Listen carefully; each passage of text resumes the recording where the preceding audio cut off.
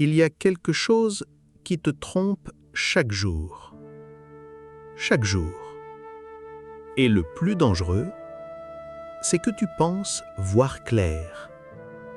Tu regardes ta vie et tu juges. Tu regardes ce que tu as, ce que tu n'as pas, ce qui avance, ce qui stagne, et tu prends une décision silencieuse. Rien ne se passe. Mais laisse-moi te poser une question. Depuis quand ce qui est visible est devenu la preuve de ce qui est réel? Depuis quand l'absence de résultat est devenue l'absence de progrès? Tu vois, il y a une erreur que presque tout le monde fait.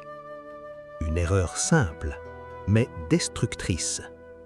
Tu regardes la surface et tu ignores la construction. Tu veux des signes, maintenant, tout de suite.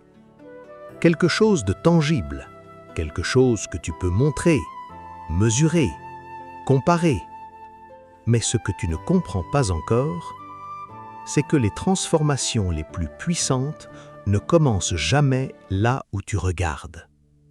Elles commencent ailleurs, dans un endroit que tu ne contrôles pas, un endroit que tu ne vois pas, un endroit que tu ne peux pas accélérer. Et pourtant, c'est là que tout se décide. Regarde ce qui t'est arrivé ces derniers mois.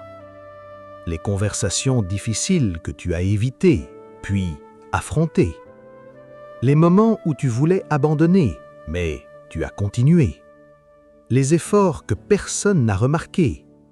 Les changements subtils dans ta façon de penser.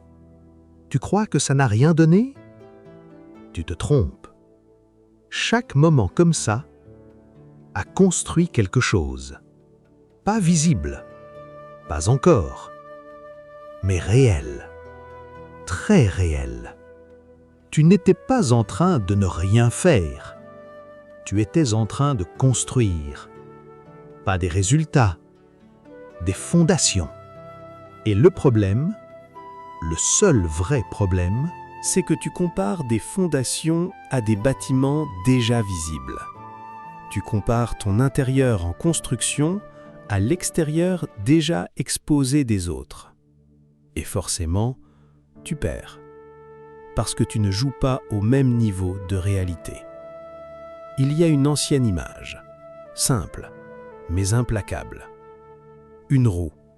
Ce qui la rend utile, ce n'est pas le bois, ce n'est pas la forme, c'est le vide au centre. Ce que tu ne vois pas est exactement ce qui rend tout le reste possible. Mais toi, tu regardes uniquement le bois. Tu ignores le vide, tu ignores l'essentiel. Le guerrier faible fait ça. Il observe, il mesure, il doute. Il a besoin de preuves visibles pour continuer. Le guerrier lucide comprend autre chose.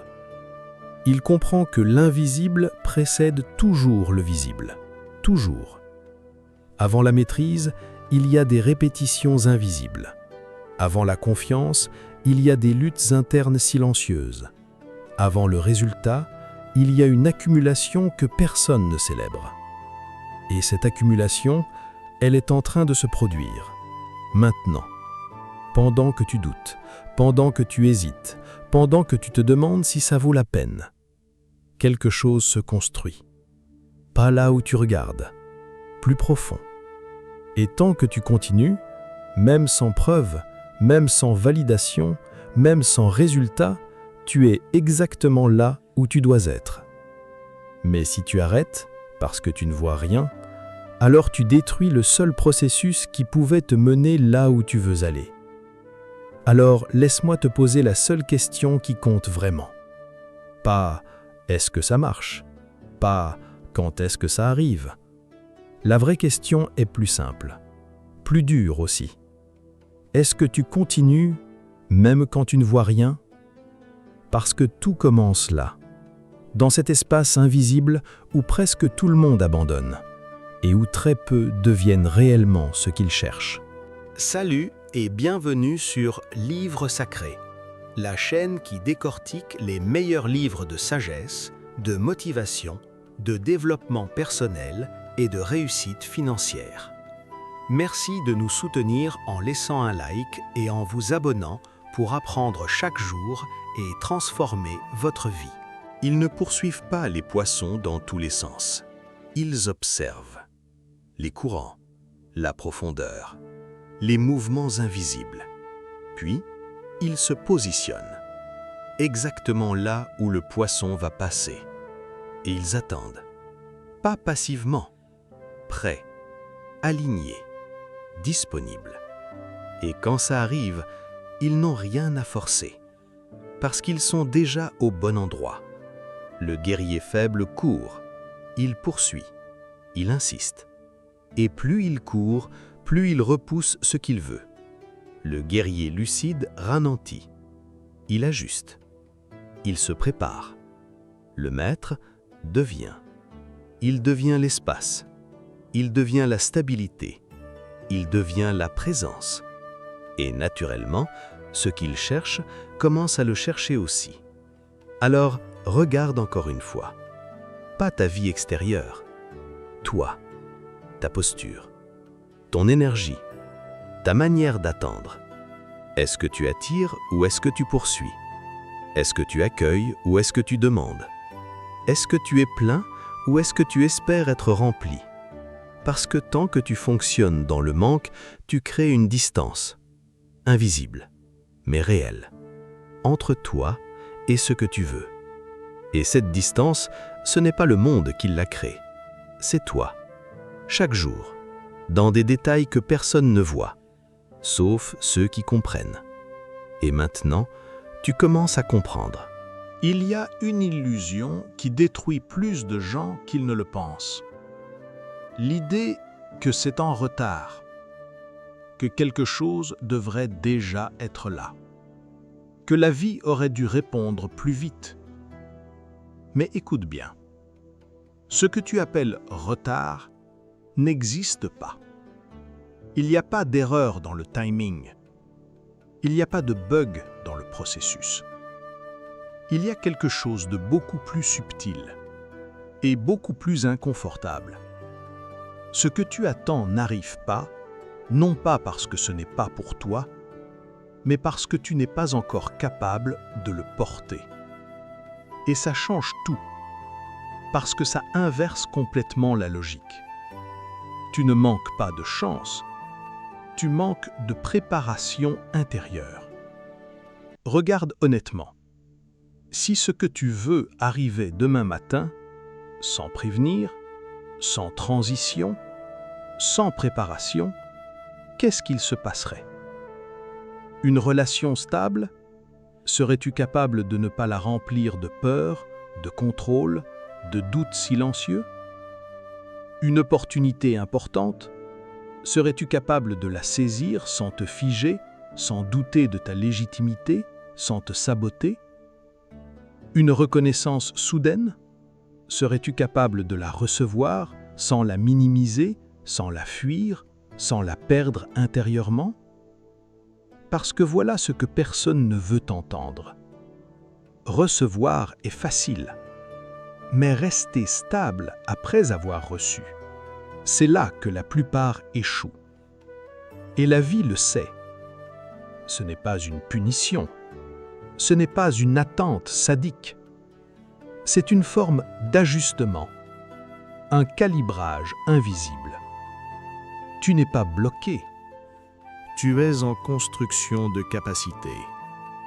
Il existe une ancienne idée japonaise, un mot simple, ma, l'espace, le vide entre les choses, le silence entre deux sons. Et ce vide n'est pas un oubli, c'est une structure. Sans lui, tout s'effondre. Sans lui, rien ne tient. Ta vie fonctionne exactement comme ça. Ce que tu appelles vide est en réalité un espace de maturation, un intervalle, un temps invisible où quelque chose s'aligne en toi avant de se manifester autour de toi. Mais toi, tu m'interprètes cet espace comme un problème. Alors tu forces, tu accélères, tu paniques, tu compares. Et à chaque fois que tu fais ça, tu casses le rythme naturel de construction. Regarde la nature, le bambou.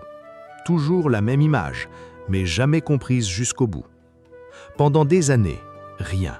Aucune preuve, aucune validation, aucune croissance visible. Mais sous la surface, un système entier se construit. Racines, stabilité, structure. Et quand tout est prêt, le mouvement devient soudain. Pas parce que la croissance a commencé à ce moment-là, mais parce qu'elle pouvait enfin être supportée. Si le bambou sortait trop tôt, il se briserait, et tu ferais la même chose avec ta vie. Tu veux accélérer ce qui est encore fragile. Tu veux forcer ce qui n'est pas encore solide. Tu veux exposer ce qui n'est pas encore prêt à tenir. Et ensuite, tu appelles ça du retard. Mais ce n'est pas du retard, c'est de la protection. Pas contre le monde, contre toi-même. Contre la version de toi qui n'est pas encore stable. Alors, la vraie question change. Ce n'est plus « quand est-ce que ça arrive ?»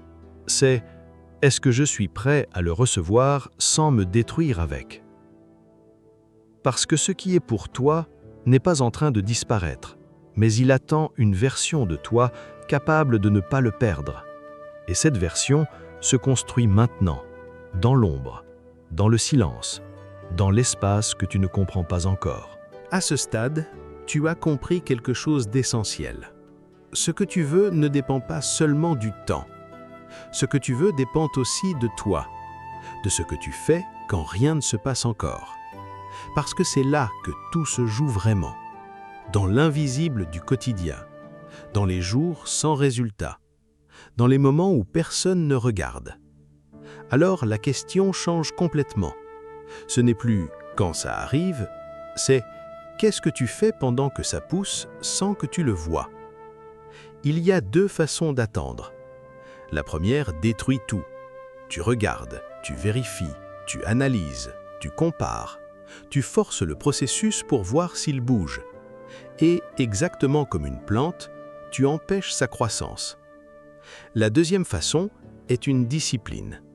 Tu continues, sans agitation, sans obsession, sans contrôle inutile. Tu arroses, chaque jour.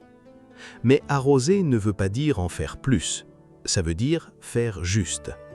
Faire ce qui compte, et seulement ce qui dépend de toi. Pas plus, pas moins. 3 mouvements existent pendant cette phase. Le premier, devenir la personne capable de recevoir. Pas dans ton imagination, dans tes comportements. Si tu attends une relation solide, est-ce que tu es stable quand il n'y a pas de réponse? Si tu attends une opportunité, est-ce que tu es sérieux même quand personne ne te surveille? Si tu attends de la confiance, est-ce que tu es fiable quand personne ne vérifie?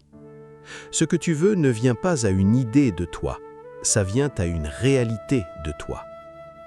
Le deuxième mouvement, lâcher la forme exacte.